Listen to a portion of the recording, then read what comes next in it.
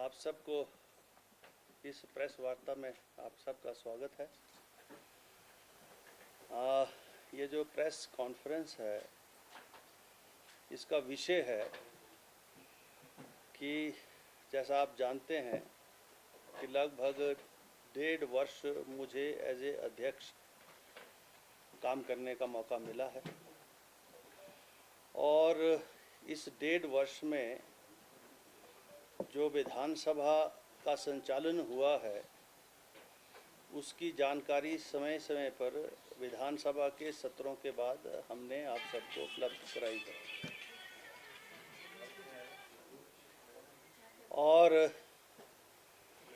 आप भी जानते हैं और आपके द्वारा हिमाचल प्रदेश की जनता भी जानती है कि सदन का संचालन नियमों के अनुरूप,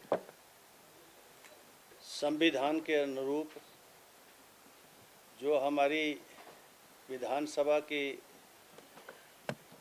जो नियम और संचालन की जो प्रक्रिया है उसके अनुरूप हुए हैं। और ये जो विधानसभा है 14वीं विधानसभा, इसकी प्रोडक्टिविटी 132% रही है। जो भी सत्र हुए हैं उन सत्रों में जो भी अलॉटेड टाइम था उससे ज़्यादा काम विधानसभा ने किया है। सभी सामान्य सदस्यों को, चाहे वो पक्ष के हों चाहे प्रतिपक्ष के हों और चाहे वो आज़ाद विधायक थे, सभी को मौका दिया गया, सभी का व्यू पॉइंट सुना गया और अगर किसी को अधिक समय चाहिए था वो भी अलॉट किया गया। तो सारा संचालन जो है नियमों के अनुरूप ये हुआ है। और इस दौरान में जो 2 घटनाएं घटित हुई हैं जिसमें विशेष रूप से जो 6 माननीय सदस्यों का निष्कासन हुआ वो भी संविधान के अनुच्छेदों के अनुरूप, और जो 10th शेड्यूल है उसकी जो वायलेशन है उसके अनुरूप उनकी सदस्यता रद्द हुई। और अब उपचुनाव के माध्यम से 6 में से 4 सदस्य जो है वो चुनाव नहीं जीत पाए हैं और 2 चुनाव जीते हैं जिनकी शपथ समारोह हो चुका है। और दूसरा निर्णय जो हमने लिया था, जो 3 निर्दलीय विधायक चुनकर आए थे और जिन पर कानूनन संवैधानिक तौर पर ये पाबंदी है कि वो उन 5 वर्षों के कार्यकाल में किसी भी राजनीतिक दल को वो ज्वाइन नहीं कर सकते, उसमें सम्मिलित नहीं हो सकते, शामिल नहीं हो सकते। और उन तीनों ने 22 मार्च को अपनी सदस्यता से इस्तीफा देकर 23 मार्च को भारतीय जनता पार्टी को ज्वाइन किया। और उसके ऊपर भी नियमों के अनुरूप हमने कार्रवाई करते हुए दोनों पक्षों को पूरा समय दिया। जब तक मैं फैसला लेता तो ये तीनों माननीय सदस्य माननीय उच्च न्यायालय में गए इस विषय को लेकर कि स्पीकर को ये डायरेक्शन कानूनन दी जाए कि वो हमारे इस्तीफे जो हैं उनको मंजूर करें। मैंने भी 10-15 दिन 20 दिन इंतज़ार किया और जब फैसला आया तो उस फैसले में माननीय जो चीफ जस्टिस थे उन्होंने कहा कि स्पीकर के संवैधानिक अधिकार के अंदर अदालत किसी भी प्रकार से दखल नहीं दे सकती। चूँकि 2 जज डिवीज़न बेंच था तो एक ने कहा कि हम उनके संवैधानिक अधिकार में दखल तो नहीं दे सकते लेकिन समय अवधि निश्चित कर सकते हैं। तो ये डाइसेंटिंग व्यू पॉइंट था, इसलिए तीसरे जज को ये मैटर रेफर हुआ जिनका निर्णय भी आया है और उसके बाद कंक्लूडिंग जो निर्णय है वो चीफ जस्टिस महोदय का आया है, जिसमें साफ तौर पर तीसरे जो माननीय जज है उन्होंने जो चीफ जस्टिस का जो व्यू पॉइंट था उसी के साथ जो है वो गए और उन्होंने भी इस बात को तसव्वुर किया और फाइनली जो जजमेंट है उसका जो फाइनल पार्ट है उसमें यह कहा गया कि कोई भी संवैधानिक अदालत स्पीकर के संवैधानिक अधिकारों के अंदर किसी भी प्रकार का दखल नहीं दे सकती। ये उन कि जो उनके अधिकार क्षेत्र में जो निर्णय होने हैं वो उनका ही उसमें विवेक का इस्तेमाल होगा, उसमें किसी प्रकार की समय अवधि भी निश्चित नहीं की जा सकती। और ये विषय स्पष्ट हैं, दोनों राजनीतिक दलों के समक्ष हैं और विशेष रूप से भारतीय जनता पार्टी जो नेता प्रतिपक्ष के रूप में माननीय श्री जयराम जी जो सदन के जो है प्रतिपक्ष के नेता भी हैं, उनकी जानकारी में है। लेकिन अदालत के इन फैसलों के बावजूद और जो सुप्रीम कोर्ट इंडिया में जो उन्होंने मेरे फैसले को चुनौती देकर जो राहत लेने का प्रयास किया, जिसमें सुप्रीम कोर्ट जो है उनके साथ नहीं गई और आखिर में उनको वो मुकदमा सुप्रीम कोर्ट से वापस लेकर जो है सुप्रीम कोर्ट ने डिसमिस्ड एज ए विड्रॉन उसका निर्णय दिया, जिसकी प्रतिलिपि हमारे पास है। यानी स्पीकर के जो अधिकार क्षेत्र है उसको दोनों माननीय उच्चतम न्यायालय ने भी और उच्च न्यायालय ने भी अपना जो है जो अपनी रूलिंग है, फैसला है, उसके माध्यम से ये तय कर दिया कि स्पीकर के अधिकार क्षेत्र के अंदर और जो निर्णय हमने लिए हैं उसमें किसी प्रकार के दखल की गुंजाइश नहीं है।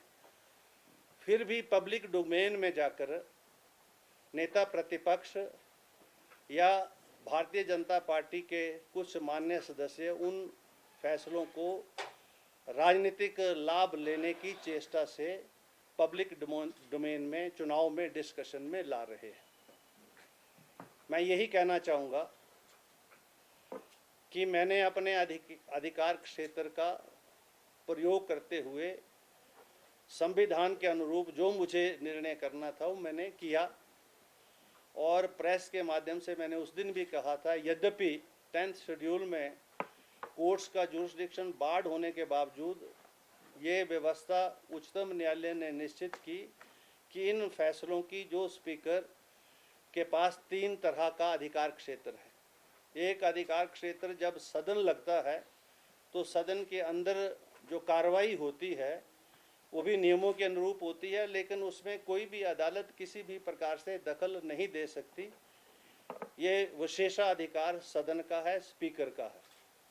लेकिन जब वो सदन के बाहर सदन के अंदर की घटनाओं से ताल्लुक़ जब वो निर्णय लेते हैं तब उनका रोल कोसाई जुडिशियल होता है। तो उस जुडिशियल प्रोसेस में लिए गए निर्णयों को अदालत जो है समीक्षा में ला सकती है, समीक्षा हो सकती है। और समीक्षा होने के बाद जब उन्होंने मेरे निर्णयों को जो है सही कहा, किसी प्रकार से उन निर्णयों में अपना जो है किसी प्रकार से उसमें कोई ऐसी कोई बात नहीं कही, तो मैं ये समझता हूँ किसी भी मान्य सदन के सदस्यों को उन विषयों को पब्लिक डोमेन में उठाने का कोई अधिकार नहीं है। और दूसरे शब्दों में नियमों का उल्लंघन ही माना जाएगा।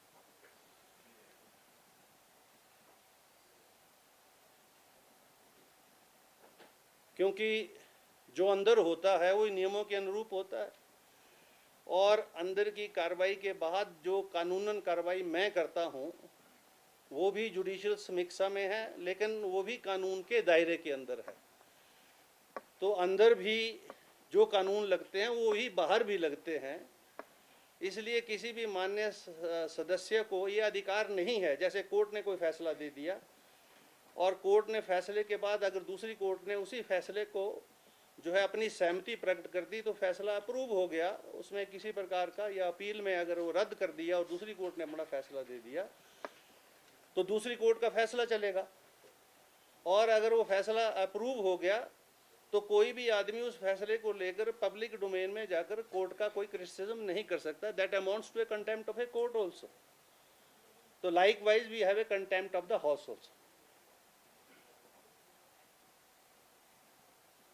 तो इसलिए मेरा ये आग्रह है इस प्रेस वार्ता के माध्यम से कि जो हमारे अधिकार हैं सदन के अंदर, उनका प्रयोग करते हुए जो भी निर्णय हमने सदन में लिए हैं, अगर कोई समीक्षा उसमें होनी है या अगर कोई चर्चा उनको करनी है तो सदन के अंदर ही होगी, और उसकी इजाज़त मिले ना मिले वो कानून के दायरे में अगर होगी तो मिलेगी, नहीं होगी तो नहीं मिलेगी। वो बात सदन के अंदर की है और पब्लिक डोमेन में इस बात को डिस्कस करने की कोई आवश्यकता या ज़रूरत नहीं है। इसलिए मैं नेता प्रतिपक्ष से विशेष रूप से ये कहूँगा कि जिस प्रकार के शब्दों का वो प्रयोग कर रहे हैं, जिस प्रकार से आक्षेप वो अध्यक्ष की मर्यादा के खिलाफ कर रहे हैं, कृपया करके अपने शब्दों पर, अपनी सोच पर नियंत्रण करें, क्योंकि हिमाचल प्रदेश की जनता जानती है कौन क्या है और कौन क्या कर रहा है, कौन और किसने अपने अपने दायित्वों का निर्वहन किया है, किसने नहीं किया है।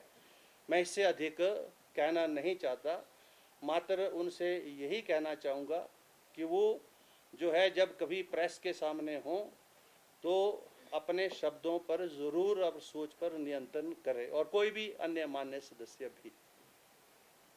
मजबूरन फिर मुझे फिर से जो है कहीं जो है अपने नियमों को दोबारा से एनफोर्स करने के लिए कोई ऐसा कदम ना उठाना पड़े जो संवैधानिक होगा।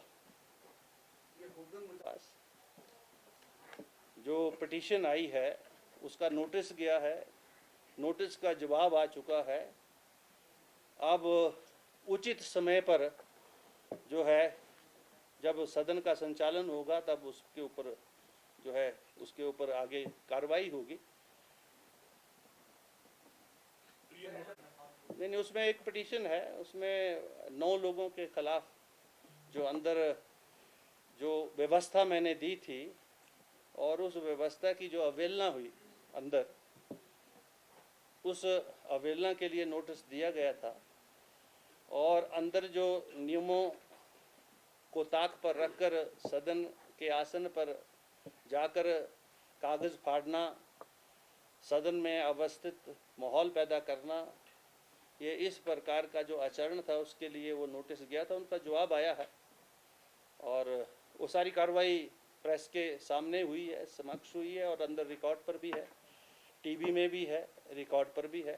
तो जब कभी उसके ऊपर आगे जो है उपयुक्त समय आएगा तो उसके ऊपर हम कार्रवाई करेंगे आगे। सर, क्या उसमें नियमों की मैं ये सारी बातें तो इस प्रेस वार्ता के माध्यम से यही कहना चाहूँगा। अभी जब उसके ऊपर वो कार्रवाई हम शुरू करेंगे तब इसकी जानकारी मैं आप प्रेस को जो है इसको। आपने एक शब्द इस्तेमाल किया कि मजबूरन मुझे कदम न उठाना पड़े, वो मजबूरी में कौन कौन से कदम हो सकते हैं? मजबूरन का मतलब ये है कि हम चाहते हैं कि हिमाचल प्रदेश का राजनीतिक जो स्वभाव है उसी के अनुरूप सारे राजनीतिक दल काम करें और सदन की मान मर्यादा को बरकरार रखें, अपनी अपनी जो उनकी मान मर्यादा है उसको भी बरकरार रखें। ऐसे अपशब्दों का ऐसा प्रयोग ना करें जिससे किसी के मान और प्रतिष्ठा को ठेस पहुँचे, और जब पहुँचती है तो फिर उन परिस्थितियों में नियम, कानून, संविधान सब जो है उसके तहत जो है कार्रवाई होती है।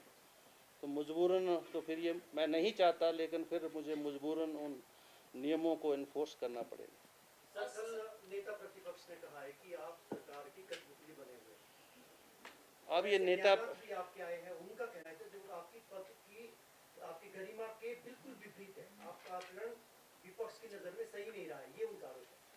उनका नेता प्रतिपक्ष क्या बोलते हैं, क्या नहीं बोलते हैं, और मेरा आचरण क्या होना चाहिए या नहीं होना चाहिए, ये सर्टिफिकेट मुझे नेता प्रतिपक्ष से नहीं चाहिए।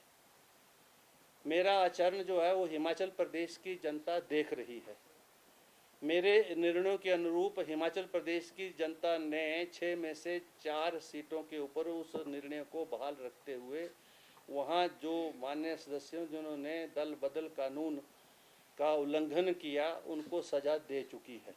इसलिए मुझे जो है ये अपना आचरण जो है ये जयराम से समझने की ज़रूरत नहीं है। जयराम को ज़रूर हिमाचल प्रदेश की जनता के द्वारा और हिमाचल प्रदेश की विधानसभा में हुए निर्णयों का जो है संज्ञान लेना चाहिए और जो मान मर्यादा है हिमाचल प्रदेश की विधानसभा की उसको बरकरार रखना चाहिए, यही कहना चाहूँगा।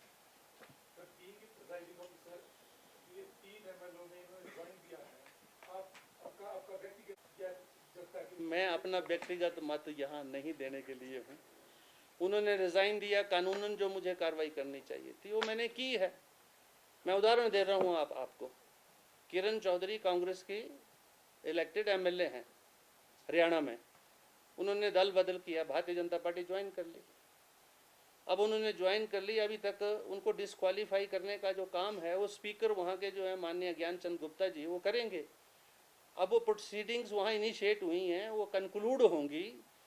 प्रोसीडिंग्स दोनों दलों को सुनना पड़ता है, सुनने के बाद कंक्लूशन होता है। आप हाई कोर्ट में कोई भी पिटीशन फाइल करते हैं, रिप्लाई जाता है, रीज्वाइंटर जाता है, काउंटर होता है, उसके बाद फिर कोई मिसलेनियस एप्लीकेशन लग जाती है। तो ये तो निर्णय हाई कोर्ट के अंदर घंटों बहस हो चुकी। उसके बावजूद निर्णय आने के बाद जयराम जी को अपने अंदर संतोष करना चाहिए, संयम रखना चाहिए, भाषा के ऊपर नियंत्रण करना चाहिए और उनको फ्रस्ट्रेशन नहीं होनी चाहिए।